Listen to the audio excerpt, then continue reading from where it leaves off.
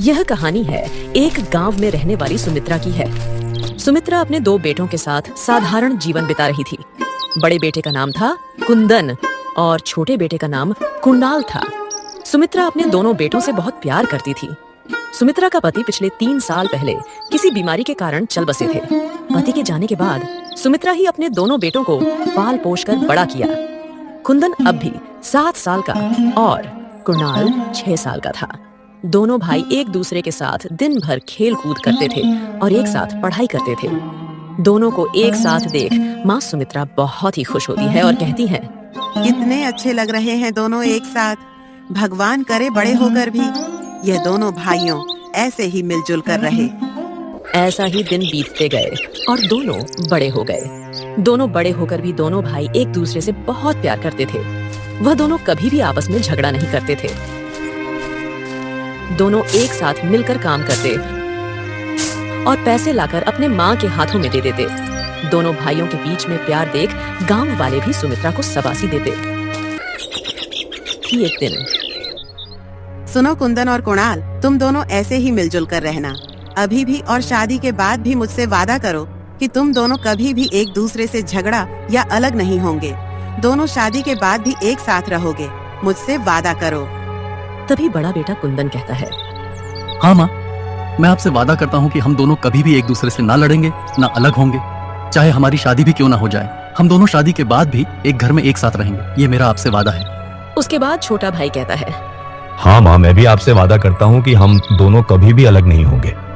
दोनों एक साथ रहेंगे मिलजुल कर। यह बात सुन माँ बहुत ही खुश हो जाती है और दोनों को गले से लगाती है। अगले दिन सुबह दोनों भाई काम करने के लिए खेतों में निकलते हैं। अरे माँ, जल्दी करो, हमें खेत में जाने के लिए देर हो रही है। हो गया, रुको अभी देती हूँ। तभी माँ रसोई से टिफिन लाकर दोनों को दे देती है और कहती है, तुम दोनों इस टिफिन में रखें। सारा खाना खत्म करके आना। एक भी रोटी बचनी नहीं चाहिए। ठीक है, हम सारा खाना खा लेंगे। अब हम चलते हैं। उसके बाद दोनों भाई खेतों में चले जाते हैं और काम करना शुरू कर देते हैं। दूसरी तरफ सुमित्रा कुछ सामान लाने के लिए दुकान में चली जाती है। जब वह जा रही होती है तभी आधे रास्ते में एक गांव की औरत सुमित्रा को रोक लेती है और कहती है, अरे सुमित्रा, तुम तो बड़ी किस्मत वाली हो। भगवान ने तुम्हें 2 बेटे दिए और वह भी मिलजुल कर रहने वाले। हमारी किस्मत ऐसी कहाँ, हमें तो भगवान ने एक बेटा दिया, वह भी नालायक है। दिन भर अपने दोस्तों के साथ आवारागिरी करता है और मेरी एक भी बात नहीं सुनता। मैं तो तंग आ चुकी हूँ अपने बेटे से। तुम तो किस्मत वाली हो, मानना पड़ेगा। अरे बहन, आप ऐसा क्यों कह रही हो? तुम्हारा बेटा अभी छोटा है। जब बड़ा होगा तब खुद ब खुद अक्ल आ जाएगी। तुम चिंता मत करो। तुम अपने बेटे को गाली वगैरह मत देना, उससे बच्चे बिगड़ते हैं। बस प्यार से समझाओ, तुम्हारा बेटा बिल्कुल समझ जाएगा। हाँ, तुम ठीक कह रही हो। मुझे उसे प्यार से समझना चाहिए। एक बार मैं उसे प्यार से समझा कर देखती हूँ, क्या पता वह समझ जाए। अब मैं चलती हूँ बहन। उसके बाद सुमित्रा दुकान से सामान लाकर अपने घर चली जाती है। दूसरी तरफ दोनों भाई काम खत्म करके और शाम को अपने घर लौट जाते हैं। ऐसा ही कुछ साल बीत जाते हैं। एक दिन माँ अपने दोनों बेटों से कहती है, मेरे बेटों, अब वक्त आ गया है तुम दोनों को शादी करने की। अरे माँ, हम दोनों बस 20 साल के तो हैं। हम इतनी जल्दी शादी नहीं करेंगे। शादी करने को अभी भी दिन बाकी है। अरे मेरे बेटे, मेरे पास ज्यादा समय नहीं है। मैं चाहती हूँ कि मरने से पहले मैं तुम दोनों की शादी करवा दूं। उसके बाद मैं खुशी खुशी इस दुनिया से चली जाऊंगी। उसके बाद दोनों बेटे शादी करने के लिए मान जाते हैं और कुछ ही दिनों में दोनों बेटों की शादी हो जाती है। बड़ा बेटा कुंदन रूपा नाम की लड़की से शादी करता है। रूपा बहुत ही खूबसूरत और समझदार थी और छोटा बेटा कुणाल वह कोमल नाम की लड़की से शादी करता है। कोमल भी बहुत खूबसूरत और सुशील थी। दोनों बेटों की शादी करने के बाद एक साथ हंसी खुशी रहने लगे। दोनों बहू सुमित्रा का बहुत ख्याल रखते हैं। उन्हें किसी भी चीज की कमी नहीं होने देते। एक दिन सुमित्रा बहुत ही बीमार पड़ गई और कुछ ही दिनों में उनकी मौत हो गई। ऐसे ही कुछ साल बीत जाते हैं। फिर एक दिन, अरे चुड़ैल कहीं कि मैं बर्तन क्यों धोऊं? तू धो। वैसे भी बर्तन धोने का काम तेरा है। नहीं, मैंने अपना काम कर दिया, तू अपना काम कर। अरे बड़ी आई काम कराने वाली, खुद तो कुछ नहीं करती और मुझे आर्डर मारती रहती है। मैं तेरी कोई नौकरानी नहीं हूँ जो तेरी हर बात मान लूं। मैं बर्तन वर्तन नहीं धोने वाली। वह दोनों ऐसे ही हर रोज झगड़ते रहते हैं। एक दिन सुबह अरे भाग्यवान, खाना हो गया क्या? जल्दी करो, हमें खेत के लिए देर हो रही है। अरे आप ये क्या कह रहे हैं? भला मैं खाना क्यों बनाऊं? उस चुड़ैल को कहिए, वह दिन भर सोती रहती है, कुछ काम नहीं करती। आप लोगों उसे खाना बनाने के लिए क्यों नहीं कहते? तभी कोमल अपने रूम से निकलकर कहती है, अरे बढ़िया ही काम कराने वाली, खाना बनाना तो तेरा काम है, मेरा नहीं। मैंने पूरी घर की सफाई की, अब तुझे खाना बनाना चाहिए। मैं क्यों बनाऊं? मैं काम करूं और तू महारानी की तरह खाना ठूस कर सोती रहेगी। अरे तुम दोनों हर वक्त क्यों झगड़ती रहती हो, सिर्फ घर के कामों के लिए? अरे कुछ शर्म करो तुम दोनों। अब तुम दोनों बच्चे नहीं हो, ऐसे ही दिन भर झगड़ती रहती हो। नहीं चाहिए हमें खाना, हम जा रहे हैं। उसके बाद दोनों ऐसे ही भूखे खेत में चले जाते हैं। वह दोनों ऐसे ही हर रोज झगड़ते रहते हैं। यह देख दोनों भाई तंग रह जाते हैं।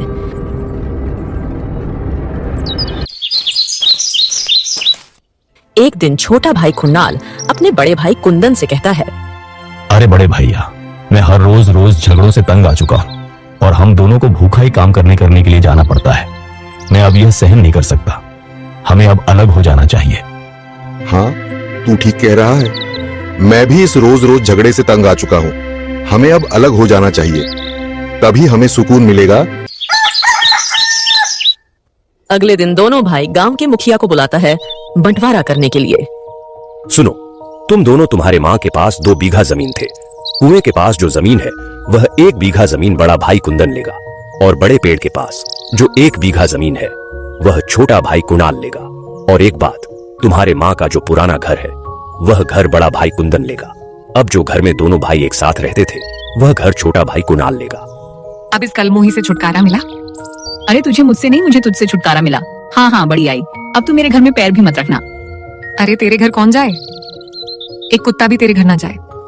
चुप करो तुम दोनों, यहाँ भी शुरू हो गई तुम दोनों। हम अब अलग अलग हो गए ना, अब चलो यहाँ से। उसके बाद दोनों भाई अपने अपने घरों में रहने लगे।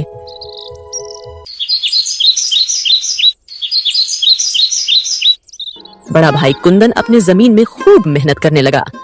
दूसरी तरफ कुणाल भी अपने खेत में खूब मेहनत करने लगा। कुछ ही दिनों में कुंदन की जमीन पर ढेर सारे फसल उगने लगे। रंग बिरंगे सब्जियां उगते हैं। दूसरी तरफ कुणाल के खेत में एक भी फसल नहीं उगता और सारे फसल खराब हो जाते हैं। कुंदन अपने सब्जियों को बेचकर खूब सारे पैसे कमाता है। दूसरी तरफ कुणाल के घर में खाने के भी लाले पड़ गए थे। अरे ये जी, हमारे घर में जो भी राशन था सब खत्म हो गए। मुझे बहुत भूख लगी है, जाओ दुकान से कुछ सामान लेकर आओ। अरे मैं कहां से लाऊं सामान? दुकान में इतने सारे पैसे देने बाकी हैं। अब दुकानदार हमें कोई सामान नहीं देगा और तुम्हें पता ही है मेरे पास एक भी पैसे नहीं है। अब मैं क्या करूं? आपके पास पैसे नहीं है, मुझे बस राशन लाकर दो और मुझे कुछ नहीं सुनना। उसके बाद कुणाल गांव की तरफ चला जाता है। तभी रास्ते में उसे अपना बड़ा भाई कुंदन मिलता है। अरे छोटे, कैसा है? घर में सब कुछ ठीक ठाक चल रहा है ना? अरे हाँ, घर में सब कुछ ठीक है। और तू बता, तेरा क्या चल रहा है घर में? मैंने सुना है कि तेरे खेत में बहुत अच्छे फसल उगे थे और तूने अच्छे खासे पैसे भी कमा लिया। हाँ, मेरे घर में सब कुछ अच्छा है। हाँ, इस बार तो मेरे खेत में बहुत ही अच्छे फसल उगे और अच्छे खासे पैसे भी कमा लिया। ठीक है, तो अब मैं चलता हूँ, मुझे खेत में जाना है। हाँ हाँ, ठीक है ठीक है, तू जा। कुणाल अपने बड़े भाई की कमाई देखकर बहुत ही जलता है।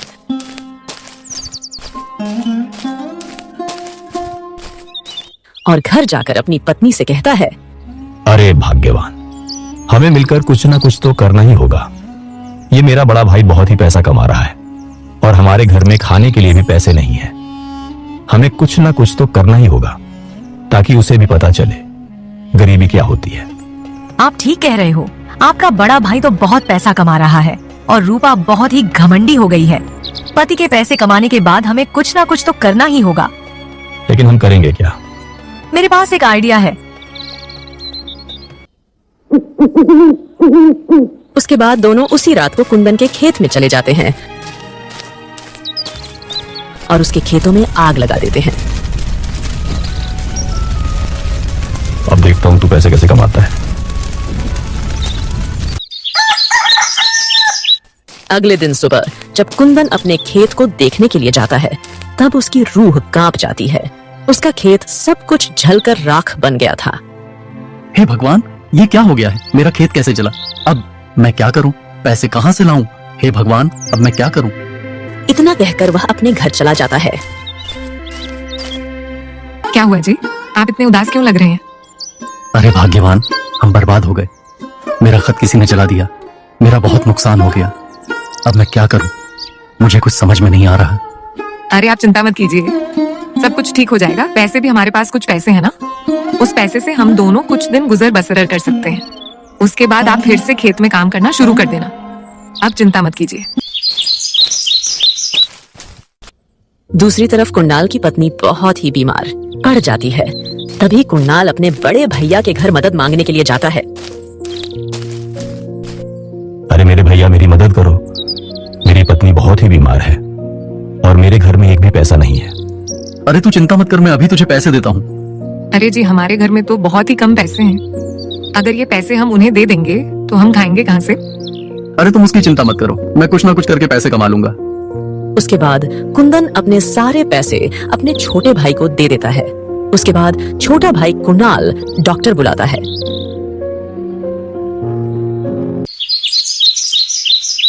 और कुछ ही दिनों में कुणाल की पत्नी कोमल ठीक हो जाती है। और फिर एक दिन, अरे भाग्यवान, हमने अपने भैया भाभी के साथ बहुत गलत किया। हमें ऐसा नहीं करना चाहिए था। हमारे बुरे वक्त पर उन्होंने ही हमारी मदद की और हमने ही उनका खेत जला दिया। हाँ जी, आप ठीक कह रहे हो। हमने बहुत गलत किया उनके साथ। अब इस बात को दोहराने से कुछ नहीं होगा। चलो हम उनसे माफी मांगते हैं। उसके बाद दोनों मिलकर कुंदन के घर जाते हैं और कुंदन को सारी बात बता देते हैं। माफ करना भैया, हमने आपके साथ बहुत गलत किया। आप जो भी सजा दोगे हम भुगतने के लिए तैयार हैं। अरे नहीं नहीं, कोई बात नहीं। अक्सर इंसानों से गलतियां हो जाती हैं। कोई बात नहीं, हमने तुम लोगों को माफ किया। दीदी मुझे माफ कर दीजिए। मैंने आपके साथ बहुत डा किया, आपको गाली दी। मुझे माफ कर दीजिए। तुम ऐसा क्यों कह रही हो? मैंने भी तो तुम्हें गाली दी। कोई बात नहीं, अब उस बात को भूल जाओ। उसके बाद दोनों भाई अपनी अपनी पत्नियों के साथ एक ही घर में एक साथ मिलजुल कर रहने लगे। तो दोस्तों, हमें इस कहानी से यही सीख मिलती है कि हमें अपनों से कभी भी झगड़ा नहीं करना चाहिए और मिलजुल कर ही रहना चाहिए। दोस्तों, आपको यह कहानी पसंद आई है तो प्लीज वीडियो को लाइक करें और हमारे चैनल शानदार टून्स को प्लीज जरूर सब्सक्राइब करें, क्योंकि दोस्तों हम ऐसे ही इंटरेस्टिंग मोरल कहानी इस चैनल पर लाते रहते हैं।